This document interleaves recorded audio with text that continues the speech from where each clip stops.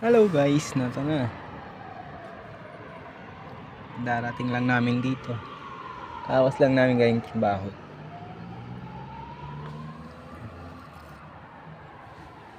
Yan, ito ang panahon dito. Medyo araw na malamig. Pero malamig pa rin. Ramdam mo talaga yung lamig. Kahit ganito yung araw. Yan. Nagtaas pala ang sahod ulit dito sa Hungary.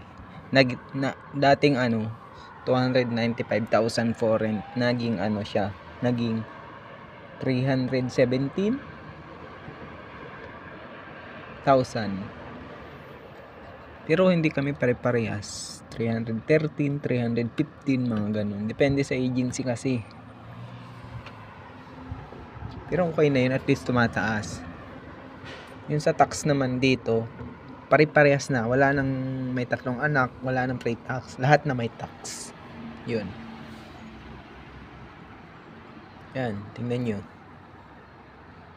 Ang ganang panahon dito. Pag ganyang panahon, okay yan, hindi mo masyadong yung lamig. Yan, ilog yan. Nakikita nyo yan. Yung mga puno wala pang dahon.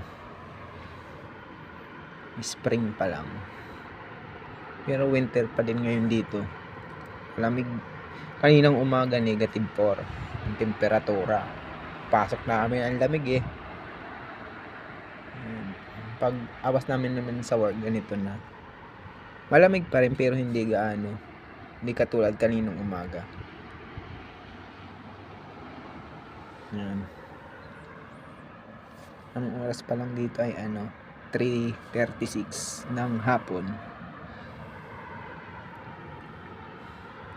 Yan, wala kaming OT. Hanggang 6 AM to 2:30 ang pasok namin. Sa ganun na makakasahod ka ng 420, 410,000 for rent. Pero pa yun, gross pay pa lang yun, hindi pa yun net pay. Di bali kakaltasan pa yun ng tax, insurance, ng ganun. Yun lang naman.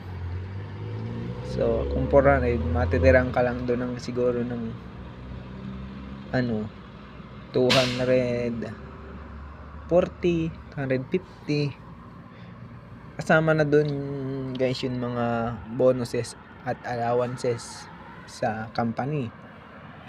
Kung magre-rely ka lang doon sa sa basic, mababa ang sasahurin mo kung wala yung mga bonuses dito, incentives at bonuses, kasi kasama sa sahod namin. Yun lang guys, maraming salamat at subscribe na lang po sa aking channel, Pobreng OFW sa Hungary. Thank you guys, maraming salamat sa inyong lahat. Thank you.